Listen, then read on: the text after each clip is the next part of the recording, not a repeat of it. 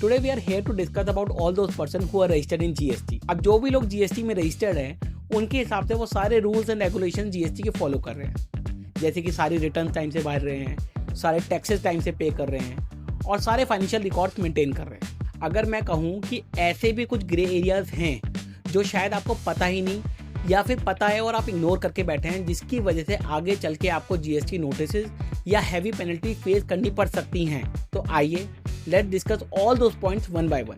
Number 1, HSN और SSC code. मैंने कितनी बार देखा है कि एसएससी आज भी जो HSN कोड या SSC कोड में डील कर रहा है वो पोर्टल पे अपडेट ही नहीं करता, जिसकी वजह से आगे चल के असेसमेंट के टाइम में इश्यूज आते हैं। नंबर 2, रूल 86B को कम्प्लीटली इग्नोर कर देना। रूल 86B सबसे खतरनाक पॉइंट है। एज पर दिस रूल, अगर आपकी टर्नओवर मंथली टर्नओवर 50 लाख से ऊपर ज़्यादा है तो आपको 1% का टैक्स मैंडेटरी कैश में पे करना कंपलसरी है। और आज भी काफ़ी लोग इस रूल को फॉलो नहीं करते या ना पता होने के कारण नहीं फॉलो कर पाते और आगे चल के असेसमेंट के टाइम पे उन्हें टैक्स इंटरेस्ट पेनल्टी देनी पड़ती है। Number 3, bank KYC validation. Government ने मैंडेटरी कर रखा है कि आपको अपना बैंक जीएसटी पोर्टल पे वैलिडेट करना पड़ेगा। अगर वो नहीं करा तो आपका नंबर इमीडिएट बेसिस पे सस्पेंड हो जाएगा। काफ़ी लोगों का आज भी ये बैंक वैलिडेट नहीं है और उनका नंबर कभी भी सस्पेंड हो सकता है। नंबर 4, ये सबसे इंपॉर्टेंट पॉइंट है।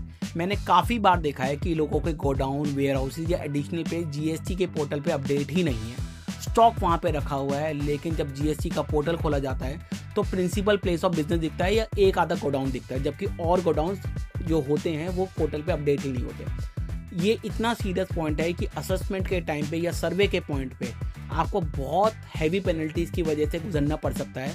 इसलिए आई विल सजेस्ट यू कि जितने भी आपके एडिशनल पेज हैं वो सारे पोर्टल पे आप इमीडिएट बेसिस पे अपडेट करा दीजिए। इसके अलावा अगर वो लोग जो कोवर्किंग स्पेस में काम कर रहे हैं, क्योंकि आजकल कोवर्किंग स्पेस में काफ़ी लोग अपने आप को जीएसटी में रजिस्टर कर रहे हैं, आई विल सजेस्ट यू कि अपनी डीमार्किंग ऑफ प्लेस ज़रूर करा लीजिए। What is demarking? Demarking means जो आपका एरिया स्पेसिफिक है उस स्पेस में वो अलग से दिखना चाहिए। दैट मीन्स उसका बोर्ड, उसकी आरसी और पता लगना चाहिए स्पेसिफिक प्लेस आपका है। अगर कभी भी आप कोई ऐसा प्लेस यूज़ कर रहे हैं जहाँ पे 2 या 3 लोग मिलकर काम कर रहे हैं और डीमार्किंग नहीं मिली, तो उस केस में भी आपका नंबर इमीडिएटली सस्पेंड हो जाएगा या आपको शो कॉज नोटिस आ जाएगा, क्यों ना आपका नंबर कैंसिल कर दिया जाए।